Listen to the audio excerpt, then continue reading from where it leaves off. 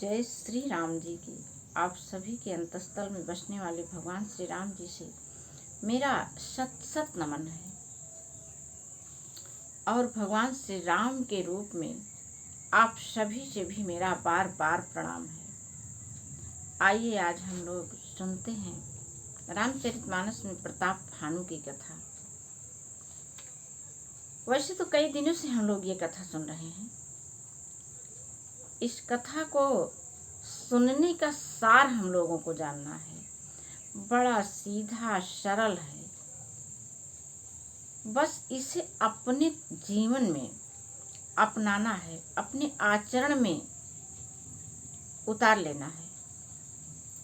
इस कथा का सार क्या है कि पहले ही प्रताप भानु तो बहुत ही प्रतापी राजा थे और जब वे अपने आसपास के सभी राजाओं पर विजय प्राप्त कर ली थी, उसी में से एक राजा जो बहुत स्वाभिमानी था और उसने मन में संकल्प कर लिया कि आज भले आप हमको हरा दे रहे हो, लेकिन एक दिन ऐसा आएगा जब मैं आपको पूरी तरह से नष्ट कर दूंगा। आपका यही जन्म भी नहीं, अगला जन्म भी मैं बर्बाद कर दूंगा। ऐसा संकल्प करके वह राजा जंगल में जाकर के रहने लगा था। और जब राजा प्रताप भानु शिकार करते हुए एक बार उसके पास पहुंचे, उससे बातचीत हुई। उसके आगे का विवरण हम लोग अब सुन रहे हैं। नृप हर्षो पहिचानि गुरु भ्रम बस रहा न चेत, बरे तुरत सत सहस बर विप्र कुटुंब समेत। अब राजा तो प्रसन्नता बस उसको पहचान नहीं पाए। उनके मन में तो भ्रम का निवास हो गया था, उनका मन ही भ्रमित हो गया था और उन्होंने बड़े तुरत सत साहस बर विप्र कुटुंब समेत, उन्होंने जो है तुरंत ही 1,00,000 उत्तम ब्राह्मणों को कुटुंब सहित निमंत्रण दे दिया। उपरोहित जो नार बनाई, छरस चारि विधि जस श्रुति गाई, माया मैं तहि कीन्ही रसोई, व्यंजन बहु गनि सके न कोई। अब वो मायावी तपस्वी जो था, जो हारा हुआ राजा था, वही तपस्वी बन के इनके यहाँ आया है। और उसने फिर क्या किया कि 6 रस और 4 प्रकार के भोजन, जैसा कि वेदों में वर्णन है, बनाए। उसने मायामयी रसोई तैयार की और इतने व्यंजन बनाए कि कोई उनको गिन नहीं सकता। विविधि मृगन कर आमिष राधा, तेहि महु विप्र मांसु खल साधा। अब भोजन कहूँ सब विप्र बुलाए, पद पखारी सादर बैठाए। अनेक प्रकार के पशुओं का मांस पकाया और उसमें उस दुष्ट ने ब्राह्मणों का मांस मिला दिया। सब ब्राह्मणों को भोजन के लिए बुलाया और चरण धो करके आदर सहित बैठाया। परसन जबहि लाग महिपाला, भय आकाश पानी तिहि काला। अब राजा जब भोजन परोसने जा रहे हैं, उसी समय में आकाशवाणी हुई। विप्र वृंद उठी उठी घर जाहू, है बड़ी हानि अन्न जनी खाहू। आकाशवाणी क्या हो रही है? हे विप्रो, इस भोजन को त्याग दो और अपने अपने घर जाओ, ये भोजन खाने लायक नहीं है। भयउ रसोई भूसुर मांसु, सब दुज उठे मान विश्वासु। भूप विकल मति मोह भुलानी, भावी बस न आओ मुखबानी। भयउ रसोई भूसुर मांसु, आकाशवाणी में ये बात बताई जा रही कि इस रसोई में ब्राह्मणों का, इस भोजन में ब्राह्मणों का मांस मिला हुआ है। और सारे ब्राह्मणों ने उस आकाशवाणी पर विश्वास कर लिया। भूप विकल मति मोह भुलानी, और राजा के दुख का क्या कहना, उन तो बिल्कुल वे तो भ्रमित हो गए हैं। भावी बस न आओ मुखवाणी, अब ऐसे में भला किसके मुख से वाणी निकल सकती है। बोले विप्र सकोप तब नहीं कछु कीन्ही विचार, जाय निशाचर हो नृप मूढ़ सहित परिवार। सारे ब्राह्मणों ने नाराज होकर के बिना विचार किए कहा कि अरे मूर्ख राजा, तू जा करके परिवार सहित राक्षस हो जा। छत्र बंधु तय विप्र बुलाई, घालय लिए सहित समुदाय। ईश्वर राखा धर्म हमारा, जय हसी तय समेत परिवारा।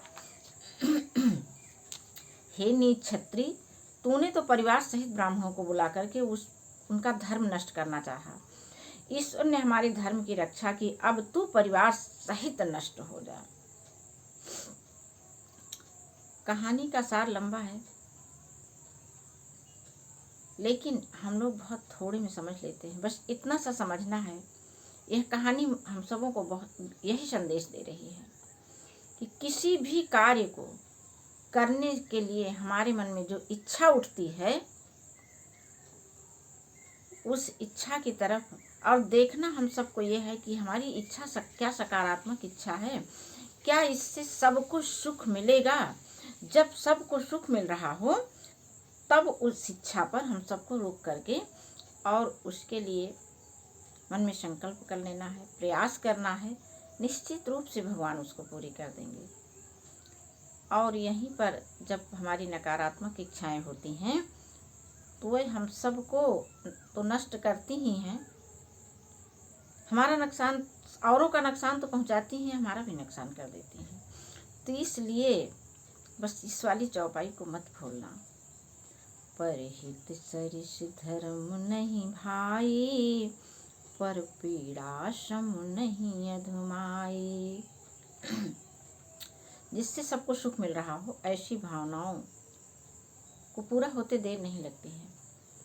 संबत मध्य नाश तव हो, जलदाता न रहा ही कुल को। 1 वर्ष के भीतर ही तुम्हारे परिवार सहित का विनाश हो जाएगा, आपके कुल में कोई जल देने वाला नहीं रहेगा, ऐसा ब्राह्मणों ने श्राप दिया। राजा भय के मारे अत्यंत व्याकुल हो गया। फिर सुंदर आकाशवाणी हुई, नृप सुनि श्राप विकल असी त्रासा, भय बहोरी बर किराय आकाशा। विप्रहु श्राप विचार न कीन्हा, नहीं अपराध भूप कछु कीन्हा। जब सारे ब्राह्मणों ने राजा को श्राप दे दिया तो फिर आकाशवाणी हुई कि अरे ये क्या किया आपने, तो राजा को विचार करके श्राप नहीं दिया। चकित विप्र सब मुन सुन्नभ बानी, भूप गयो जहाँ भोजन खानी। राजा तो बिल्कुल चकित हो गए और फिर वहां गए जहाँ भोजन बन रहा था। तहन असन नहीं विप्र सुवारा, फिर उराव मन सोचे अपारा। यह प्रसंग महिसुरन सुनाई, त्रसित पर्यो अवनीय कुलाई। अपनी सारी बात राजाओं के सामने कह करके भूमि पर मूर्छित होकर के गिर पड़े राजा। भूपति भावी मिटई नहीं, यद्यपि न दूषण तोर, किए अन्यथा होई नहीं, विप्र श्राप यति घोर। सभी ब्राह्मणों ने कहा कि देखो जो श्राप दे दिया गया वो अब झूठा नहीं हो सकता है और यह किसी तरह से भी टाले नहीं टल सकता है। अस कही सब महि देव सिधाए, समाचार पुर लोगन पाए। सोचहि दूषण दय वही देही, बिरचत हंस काग किए देही। ऐसा कह करके सब ब्राह्मण चले गए। नगरवासियों ने जब यह समाचार पाया तो वे चिंता करने लगे, विधाता को ही दोष देने लगे जिसने हंस बनाते बनाते कौआ बन कर दिया। ऐसे पुण्यात्मा राजा को देवता बनाना चाहिए था, सो उन्होंने राक्षस बना दिया। अब यहाँ पर देखिए क्या होता है, जब हमारे मन में भय और संदेह व्याप्त हो जाता है तो राम की विस्मृति हो जाती है और राम की विस्मृति हो जाने पर हमारे अंदर से विवेक भी चला जाता है, सोच विचार की शक्ति भी नष्ट हो जाती है। राजा की भी वैसी ही हालत हुई। अन्यथा जब उस छोटे राजा का मनोरथ सिद्ध हो सकता है तो ये भी अगर सोचे होते या ईश्वर ने सोचाया होता या ईश्वर की ऐसी ही लीला थी। अन्यथा यदि इनके मन में भी विचार आया होता नहीं, हम इस श्राप के प्रभाव को भी समाप्त करेंगे, तो अवश्य ही हो गया होता। लेकिन कहाँ से होता, जब भगवान की विस्मृति ही हो गई है। इसीलिए तो कहा जाता है कि राम नाम का जप, राम नाम का स्मरण, राम नाम की अनुभूति लगातार बनी रहे, उन पर विश्वास बना रहे, तब हमारे मन में किसी प्रकार का भ्रम नहीं व्यापता है। उपरोहि तहि भवन पहुँचाई, असुर ताप सही खबर जनाई। तेहि खल जहाँ तहाँ पत्र पठाए, सज सज सीन भूप सब आए। अब वो पुरोहित उसके घर पहुंचा करके असुर, जो काल केतु नामक राक्षस था, ने कपटी तपस्वी को खबर दी। उस दुष्ट ने जहाँ तहाँ पत्र भेजे, जिससे सारे बैरी राजा सेना सजा सजा करके दौड़ पड़े राजा की तरफ। जिनको राजा ने जीत करके, जिनका राज्य अपने राज्य में मिला लिया था, उन राजाओं के पास भी उस कपटी सन्यासी ने पत्र लिख करके भेजा कि आइए, अब हम सब लोग राजा के ऊपर चढ़ाई करते हैं। और सारे राजा आ गए चढ़ाई करने के लिए। घेरनि नगर निशान बजाई, विविध भांति नीति होहि लड़ाई। जूझे सकल सुभट करि करनी, बंधु समेत परे नृप धरनी। और उन्होंने डंका बजाकर नगर को घेर लिया। नित्य प्रति अनेक प्रकार से लड़ाई होने लगी। प्रताप भानु सब योद्धा सूरवीरों की करनी करके रण में जूझ मरे। राजा भी भाई सहित वह भी उनकी भी मृत्यु हो गई। सत्य केतु कुल को नहीं बाचा, विप्र श्राप किन होई साचा।